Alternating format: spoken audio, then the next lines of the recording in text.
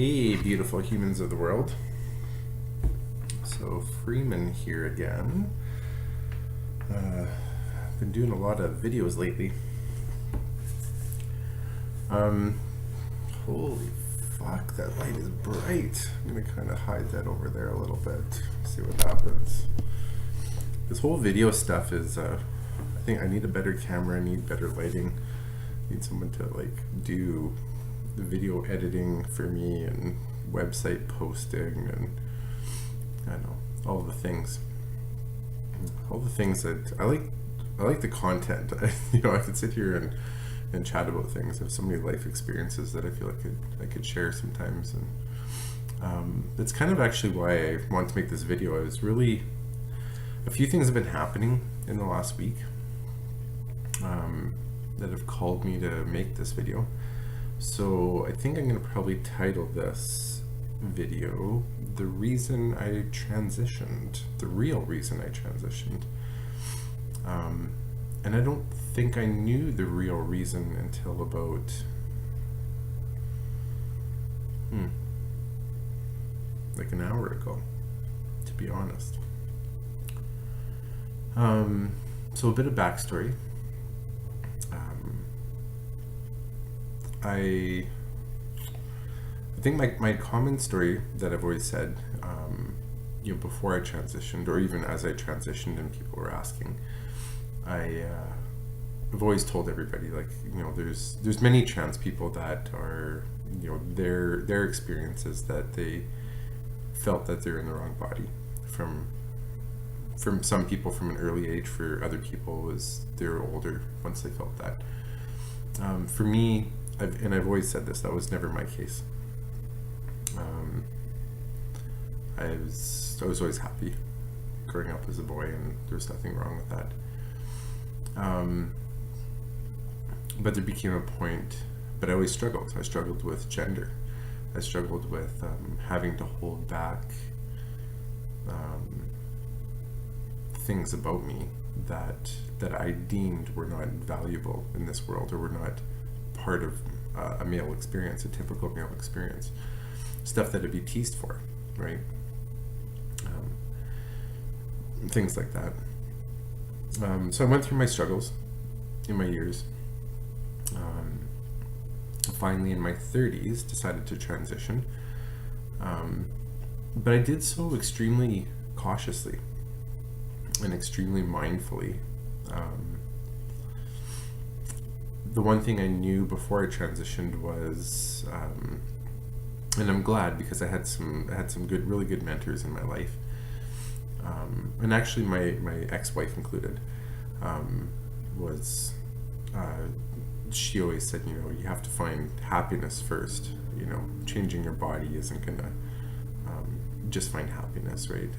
You can't expect to be happy just because you change your body. And I absolutely agreed with her. And and that doesn't say that that's not taking away from the fact that when people do choose to change their body, that when you come in alignment, when your mind and your body come in a better alignment, that there isn't a sense of relief there, or happiness that comes from it. But when I'm talking about finding happiness prior to any type of surgery or body alterations or whatever, it's more just about a psychological state, and one doesn't need to exclude the other, type of thing, right? So anyway, so I transitioned very slowly, very mindfully. I brought everybody along with me in transition, and I did so very mindfully.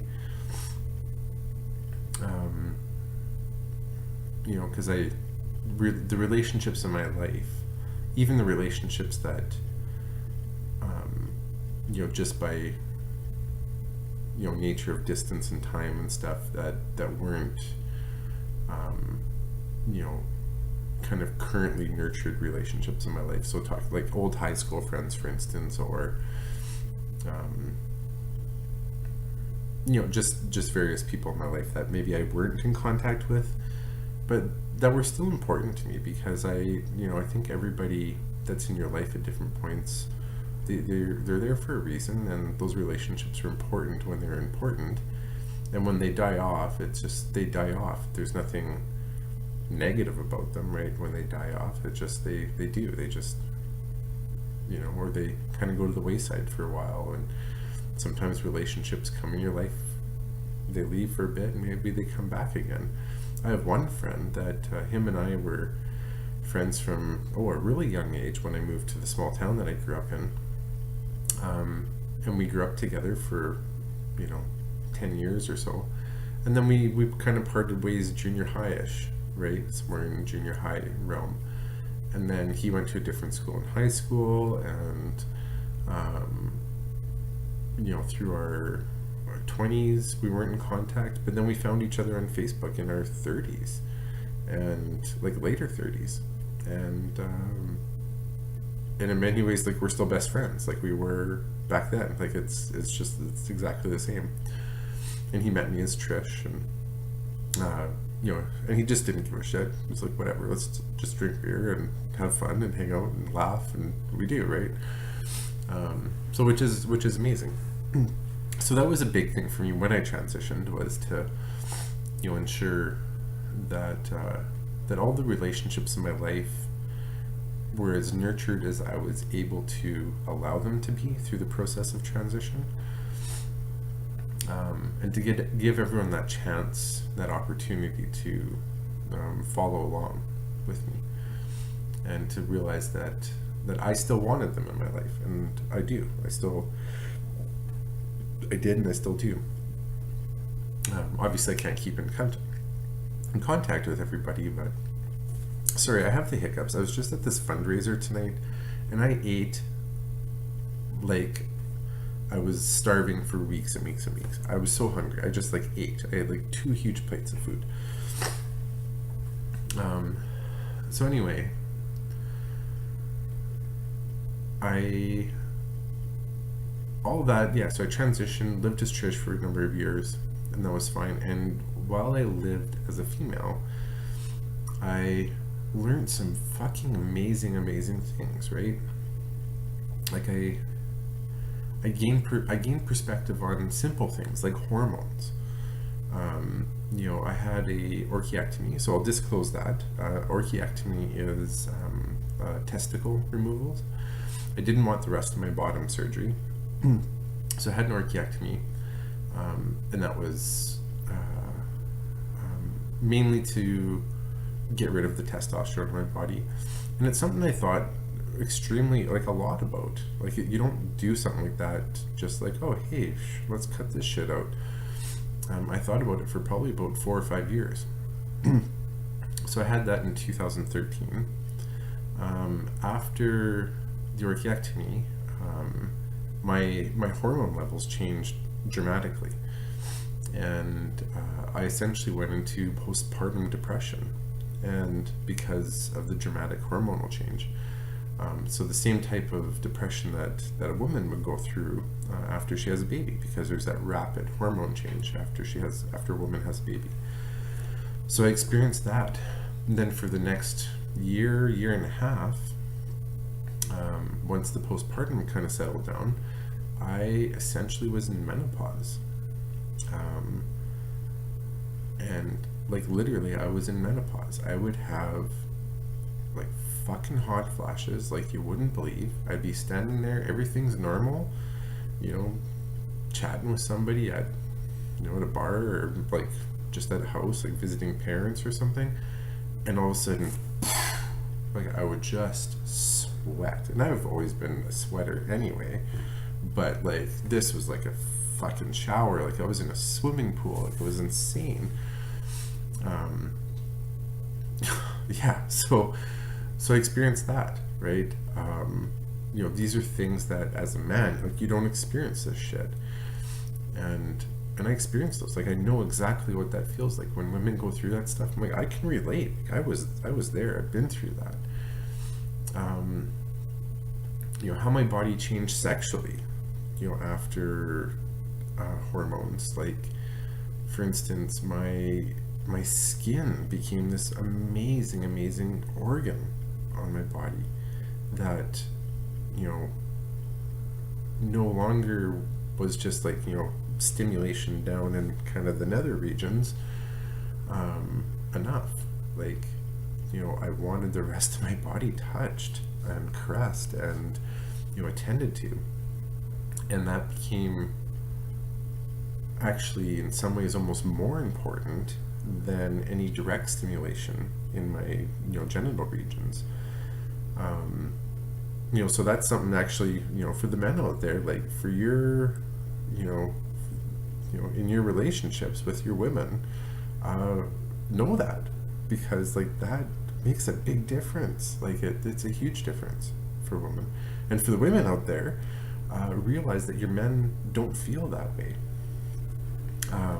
Like that's not, you know, of course everyone's skin has sensitivities, but it's different. It is absolutely different between a man and a woman. 100%, at least in my opinion, in my experience. You know, so stuff like that. So I have those experiences. I also went through experiences of like sexism, right? Where I could go into a boardroom, you know, before as a man, and I could run that boardroom easily. I could dominate that space without an issue. But then going into that same type of setting as a woman, I had to fight for that space. It was different. It was absolutely different. And there became a point when I was, like I read more and more as male right now because of the testosterone I've been on for the last few months. But there's a point in time where I was being read, because I worked on my voice and things, but I was being read more and more as female, or at least being accepted as a female more and more in society. And as that happened, I had like my access in the world changed. And I said to my ex-wife at the time, and I just turned to her, I said, I'm sorry. I genuinely am sorry. Like I always thought I was, you know, as a man and as a husband to her, that I was, you know, pretty attuned to her needs and sensitive to her needs, and I thought I understood. And especially being trans, like having these female aspects that I was exploring, or always kind of had, you know, I thought, yeah, for sure, like I kind of get it. But until it happened to me, like I realized, like I didn't get it. I didn't get it at all. You know, I was treated, you know, as less intelligent in society. The places I had access before, I didn't have access.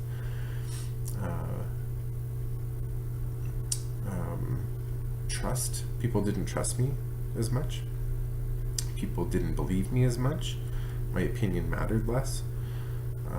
So there's a lot of things that really hit me, and then I became really aware of the sexism in society, and all of that led me on this whole big path. Like, and if you're friends with me on Facebook, you see the stuff I post, and I post a lot of stuff about privilege, and a lot of stuff about racism, and a lot of stuff about sexism, and a lot of stuff about you know, equal rights in society, and you know, intersectionality, right, between all of these different things, classism and sexism and ableism, and there's so much of that stuff that I still am learning, and I still don't fully understand, and there's things in there that I will never experience, you know, because I'm white, for instance. I will never know what it's like to live as an Indigenous person in Canada here, or, you know, as a Black person, or as an Asian person. I don't know what that's like, you know, and I don't know what that type of racism feels like, because I have white privilege. I absolutely do. But where I could relate all of a sudden was because in my life, my privilege shifted from a male privilege over to female. And when I started losing privilege in society, I became acutely aware of it. And, you know, that meant so much to me.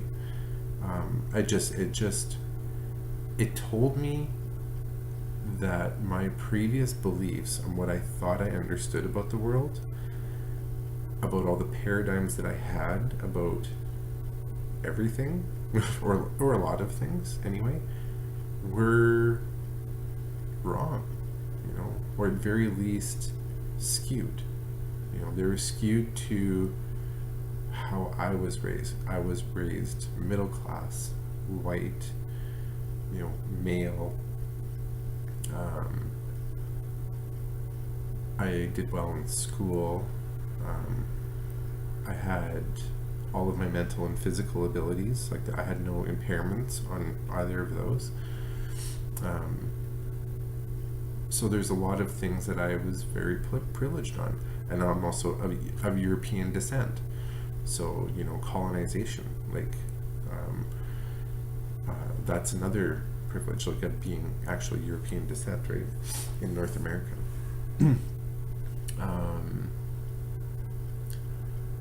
So there's been, because of transition, like, I learned a ton. Like, I learned more about myself and about the world around me than I think I would have ever learned if I didn't transition.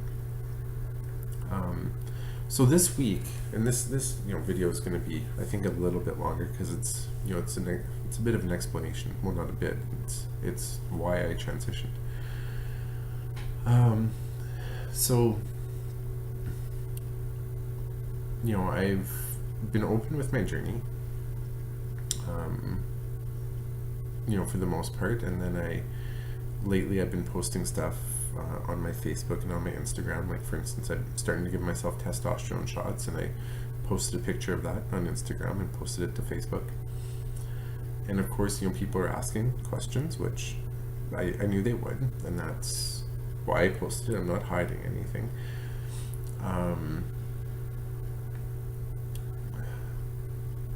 But a couple other things happened this week too. So, for instance, today I did a presentation, or I did a talk at one of the local universities here where I live, and talked about my story, and talked about I called it the messy middle. The messy middle is what my presentation topic was today. And I just kind of go off the cuff, and I talk about my story and my history and where I come from and why I transitioned, and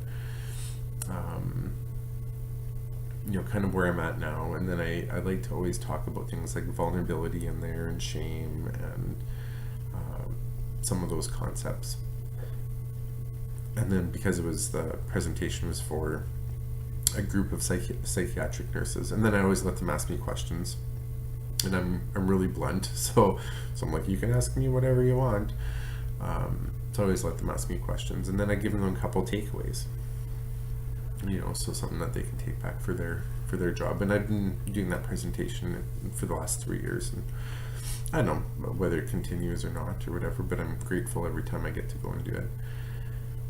So that was a big thing. I've been more comfortable in allowing people to call me Freeman again. So I've been letting that happen. And then I had an old friend text me tonight and said, so are you coming back to the side of the world kind of thing? He's meaning transition back to male. And people have been asking me that a lot. And in a little bit, I don't know if I'm sure not everybody has seen the movie John Wick with Keanu Reeves. But in that movie, he's a hitman. He's a for hire, right, hitman type of thing. And who retired and he come back and whatever. Regardless of the plot of the story, one of the things that kept popping up was people kept asking him if he's back, right? So are you back? Are you back? And he never had an answer. And at one point he finally said, yeah, I'm back. And I think that's kind of where I am. Yeah, I am. Yeah, I'm back. Or at least that I'm on the road to that for sure. I still have obviously some decisions to make and some things to figure out along the way, but that's fine. But what really hit me tonight, there was an article I read earlier, and when I read it, I thought, oh, that's really interesting points. But beyond that, I didn't think much on it. And in the article, it was written, I forget the guy's name, I would totally cite him right now. But he talked about male invisibility. About how, as a male, and you're growing up, you don't want to be that male that is so macho that you're taking, the rights of the women in your life, like, away from them, because if you're at all sensitive to any of that, or I wish I could remember the details of the article, but whatever it was it was way better than what I just had my stupid, like, little 2-sentence recap on. But anyway, I didn't think much about it after. And then I was on my way home tonight, and I realized what all this was for me. And when I look back in my life, when I was young, so there's a few things. I'd mentioned the time when I was 2 or 3 years old, when my cousin painted my nails, and my dad was just very visibly upset about it, and that was an imprinted memory on me of like, ooh, there's things about me that I can't that I have to be aware of, that I can't do or I can't be, because there's things that are wrong in the world, which when you're a kid, there is no right or wrong, right? Like, you just do things. And but at that point, because of my dad's reaction, I was really hyper aware. But as I think on it, like, that wasn't the only thing. As I grew up, when you're amongst boys, if one of the, well, actually not one of, like, the main way to tease another boy growing up, or even another man in manhood, is to essentially call them a girl. So whether you're saying, hey, you're a pussy, or you're saying, oh, you're being a little princess, oh, you're crying like a little girl, oh, any of those things, right? So that to be a woman when you're a man, or to be not even a woman, but even to be just kind of like a woman in any way, as a boy or as a man, was wrong. Like, and for all the men watching this video, like, that's true. That's kind of how the society is. So that was one aspect of it, and that never sat well with me, right? Like, partly because I was confused on why I couldn't just express certain things if I wanted to, like why it had to make me a girl or had to be a bad thing or anything, So there's that. But then there's my own confusion, so that's kind of like the dad story thing, right? And then there's the pressure put on you by the other boys in terms of how to be a man and how to not ever be a woman in any way, because women are weaker. Women are just, to be a woman is wrong. It's bad. It's less than. It's not as good as, right?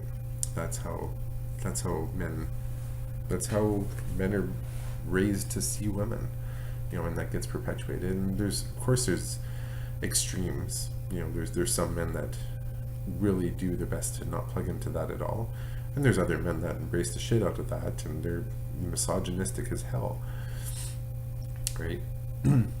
But then even the women in the world, there became, or at least for me, I was very aware that while girls or women, especially like when you're talking like attraction, right?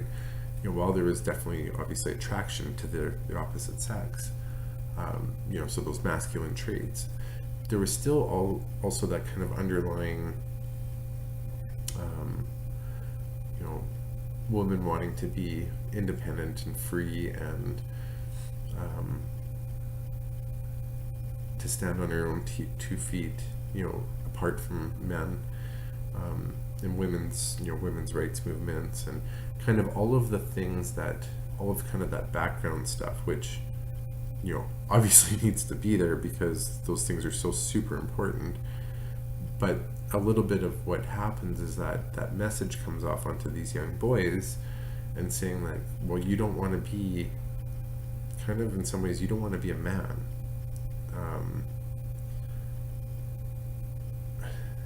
That ultimately, that's really not the message that women are trying to come across to men. It's just like, no, like women deserve to be on equal footing as men, like, obviously, of course, in every way, shape, and form, but because the communication between the sexes isn't perfect, and because of painful histories, and because of so many different reasons, those messages don't, and your kids too, right? You don't know the difference. These things come across in their own ways. So that became kind of the third reason that to be a kind of to remove my own manhood and stuff. Like, it wasn't so there just became this theme in my life that to feel like a man and to be a man wasn't something that I really wanted to be or should be. And that really didn't sit well with me at all. Like all of it just really didn't sit well with me. Like, I felt like everybody was wrong in all of the things, right? Besides equality and all of that, just the way everything was being communicated, how I was understanding it, just there's a part of it, or a lot of it, just felt extremely wrong. So now when I look back at transitioning, for me, I think what transitioning was a way to say fuck that, to say I don't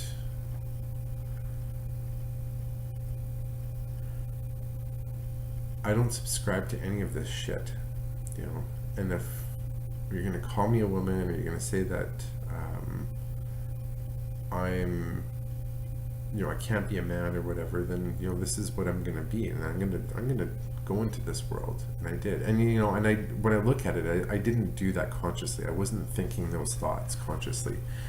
But now when I look back at it, I'm like, yeah, I think some of those, like, the underlying feeling was, a lot of that was this disconnect on allowing myself to be who I was, to be, Freeman, to be this boy with some, feminine traits, which are perfectly fine and perfectly healthy, because everybody has them, and every woman has masculine traits. Like, everything comes in its own flavors. So I think that's exactly where it just kind of hit me tonight. I'm like, that was my journey. I needed to go and find out for myself what being a woman was, and I found it was an amazing experience. I found it was also a fucking terrible experience in some aspects, like in terms of access in the world, and in terms of rights and people believing you and equality and stuff like that. Like, still, it's shitty, maybe it's better than what it used to be. I don't know. I don't have that perspective. And one of the really big things that killed me as I was, especially as I was first realizing the sexism that exists, was it wasn't even the big things that, like, the big things obviously bothered me, the noticeable things, but it was the 100 little microaggressions in a day that are sexist and that would happen, that I all of a sudden became really acutely aware of. that I looked at all of the women around me and they're not. That they're not aware of all of the little things. And it's not that they're not aware, because of course they're aware, and I'm sure at times even the little things drive them crazy. But that they're so used to it that is normal to be a woman, is to deal with those things, and that they all grow up learning that and knowing that is normal.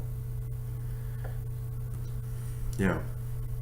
So as I come full circle, that's where I'm kind of sitting at now, is I'm realizing that as I am re-embracing my masculinity, I'm enjoying it, number one. Number two, I don't feel afraid of it like I was before. I don't feel to embrace that masculinity is wrong, whereas before I think I did in many ways.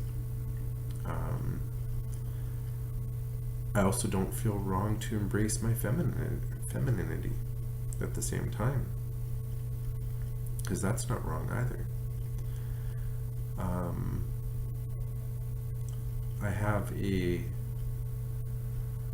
amazing, unique perspective on the world, having lived in two different genders in this lifetime, right, in this body, and to be able to relay that experience and share that experience with others, with you. So when I look at all of those factors, I'm like, being trans for me meant going on that journey, and it meant being able to go on that journey to learn all of the things that I learned, and to be able to come back stronger on the other side, stronger than I ever was,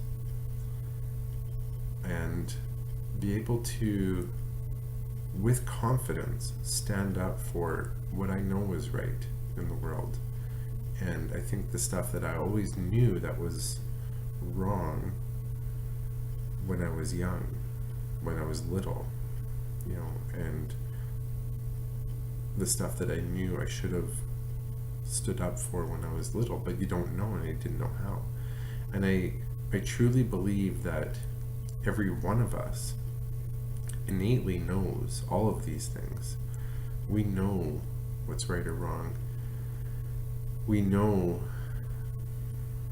those things from, like, I believe from an extremely young age.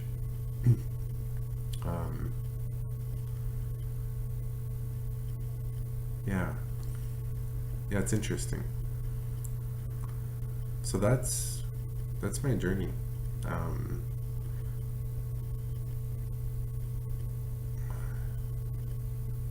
And for the first time probably in my life,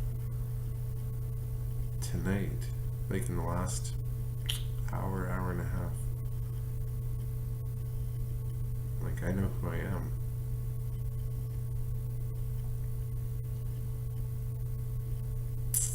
Yeah. I'm here to relay this message